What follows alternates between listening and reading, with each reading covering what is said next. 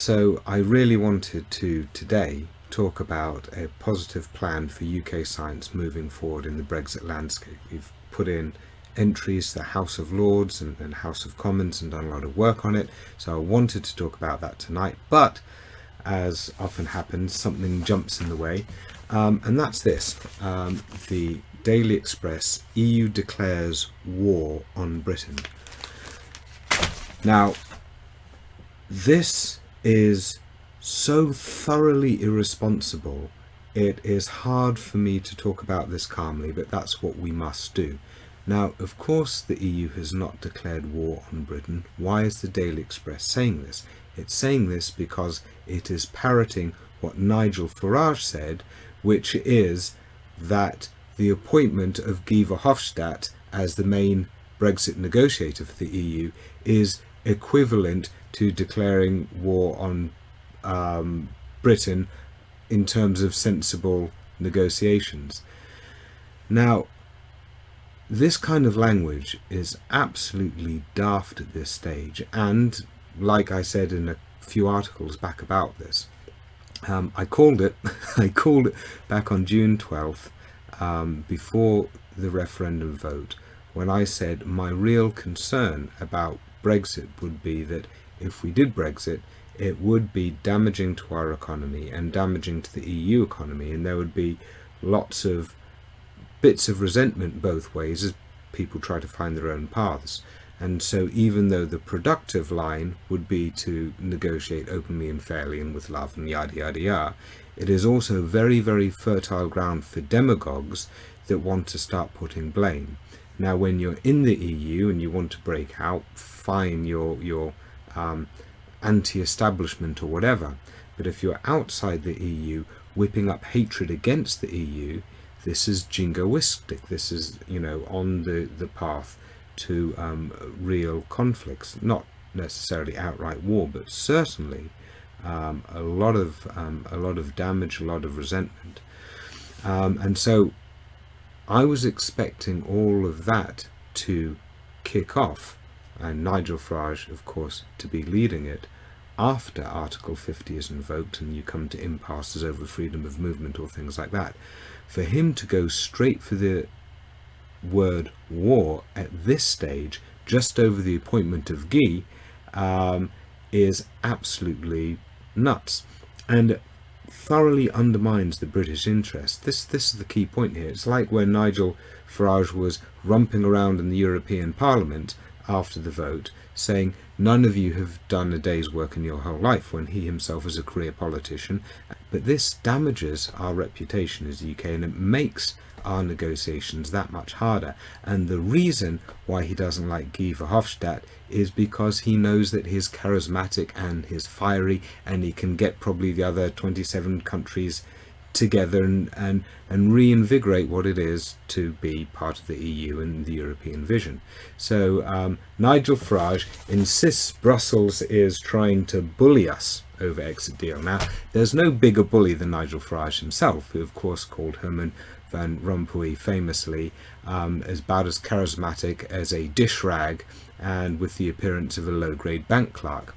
And so he's quite happy pouring insults on other people, but when someone like Guy takes him apart in the European Parliament, as he has several times, then Nigel gets upset. And clearly the Daily Express, the Daily Mail, the Sun are now mouthpieces for Nigel Farage, who has no official capacity whatsoever in these Brexit debates, in the negotiations. So for him to be spoiling the negotiations and undermining Britain and our reputation, our chance in this sense, is awful. So what do we do?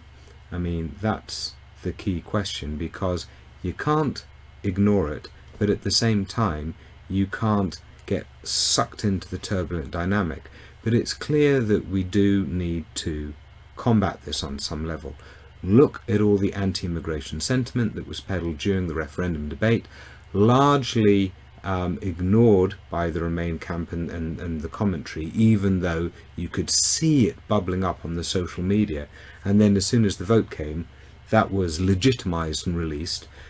Similarly, if we start going into 2 years of negotiations, not 4 months, but 2 long years of negotiations with war kind of talk from our tabloid press and from Nigel Farage against the EU, that is going to build up resentment on both sides, and who knows how that's going to come out, but it's certainly not healthy. So we can't get over emotionally involved when doing this, but we do need to spend a lot of energy and effort calling this out. But also we need to work damn hard at building up the model of our interaction with Europe the way we see it. And so if you think about Nigel Farage, he's been working at this since 1992. Over 20 years he is dedicated to trying to shovel through his vision. What if all of the health workers in the NHS and the scientists and youth got passionate about putting forward a vision that is truly international and caring of all people and looking to take care of our environment and advance humanity in an inclusive way? I think that's what we need to be doing, and we clearly need to come away from just our labs and just doing good via health and all that on the side, and actually engage that in politics, because we need our positive vision to be a lot louder than this kind of stuff. Right, so I just watched that recording back and I realized there were 3 key things that I missed that I wanted to say. Firstly, it was about Guy Verhofstadt and what he actually said in the European Parliament, even after Nigel Farage had said what he did. And that was that he fully respects the British vote, though he's sad about it.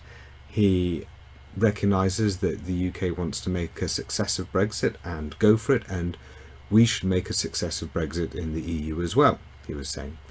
So there was nothing aggressive in all of that. He even said that he's not into any punishment or retribution. You have to find a way forward.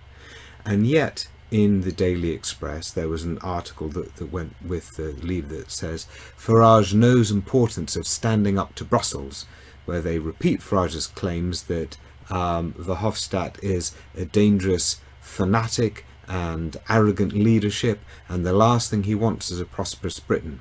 So outright lying about his motivations and deliberately poisoning the water about Verhofstadt's reputation before he even gets to communicate with the wider British audience. So be aware of that.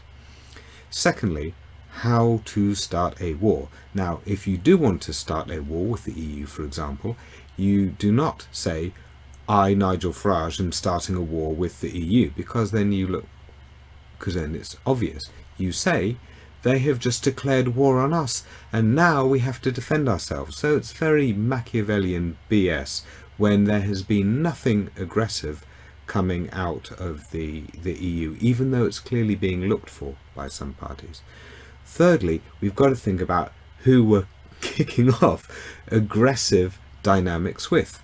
Now, it is not the Commission as a dictator. David Davis himself said on September the 5th, and I quote, "My experience of the European Union is that the Commission makes a great deal of public statements, but at the end of the day, the national interest of individual countries decides the outcome." So he knew full well from his long experience that there was no Commission dictator, that the direction of the EU was set by the national interests of the individual countries.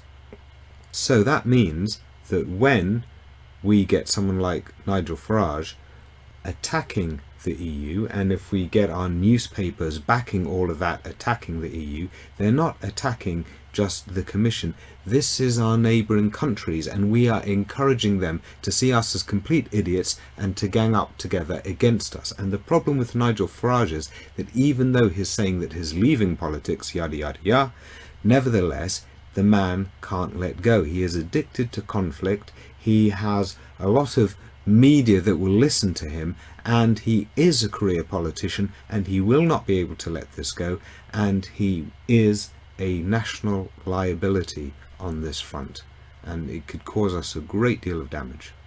He is betraying the British interest by carrying on in his attention-seeking way.